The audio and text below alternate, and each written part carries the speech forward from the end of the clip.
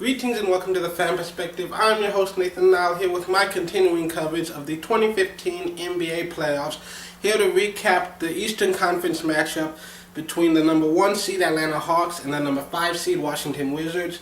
Starting with Game 1, Atlanta was in control from the opening tip, holding a double-digit lead for most of the half. But the Wizards were not fazed. They came out in the second half and were able to fight their way into the lead, which they were able to hold on to for the rest of the game. The Hawks had all their starters in double figures, including double-doubles from Millsap and Horford. But the Wizards had 6 players scoring double figures, including double-doubles from Wall, Porter, and Gortat. As the Wizards, they make history by being the first team to win Game 1 on the road in 4 consecutive playoff series. Then the Wizards win Game 1, 104-98.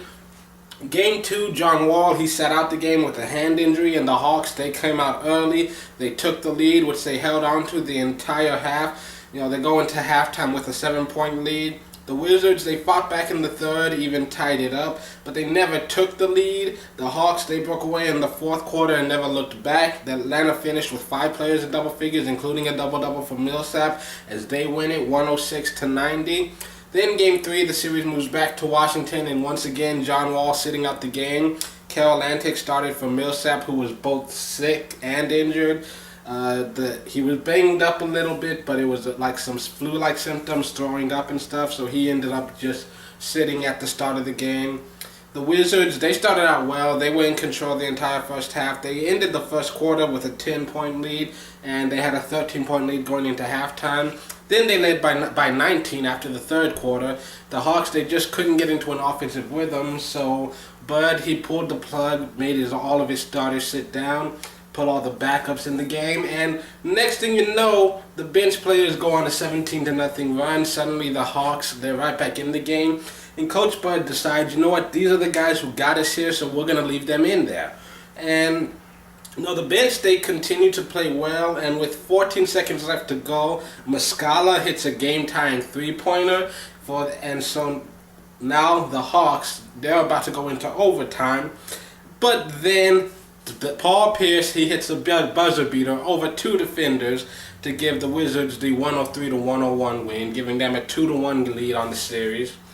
Game 4, John Wall sits out again, and the game was about even, but the Hawks looked like they were in control. They had a 3-point lead after the first quarter and a 10-point lead going into halftime. They maintained control throughout the game, but Washington never let it get too far out of hand. The lead never really ballooned up to 30. They had a chance to tie it up for once, but for the first time ever in the playoffs, Paul Pierce actually missed a game winner. He could have tied it up with a 3-pointer. It doesn't go in. And so the Hawks, they finish with 4 players in double figures, led by 26 from Teague, as Atlanta wins 106-101, tying the series up.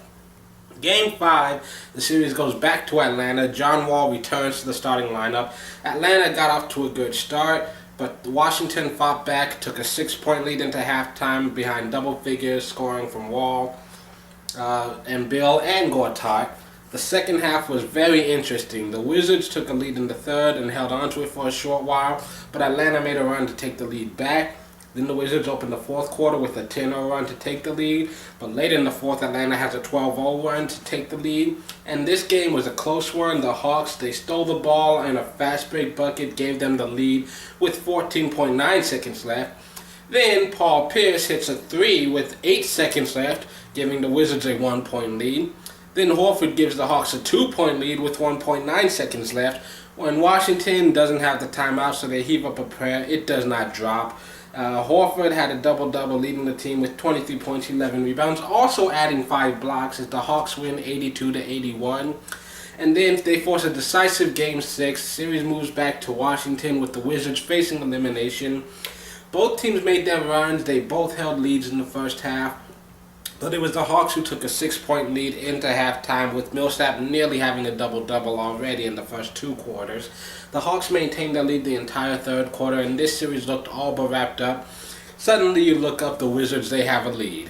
But then they had a drought. They went over 3 minutes without hitting a single bucket. Atlanta was able to get back in front. But with time running out, Washington, they get one more shot at it. And of course, They go to Paul Pierce, who drains a three-pointer at the buzzer to tie it up, force it into overtime, keeping their season alive for at least one more quarter. Except that they reviewed the replay. Turns out that the shot was still in his hands as the buzzer went off.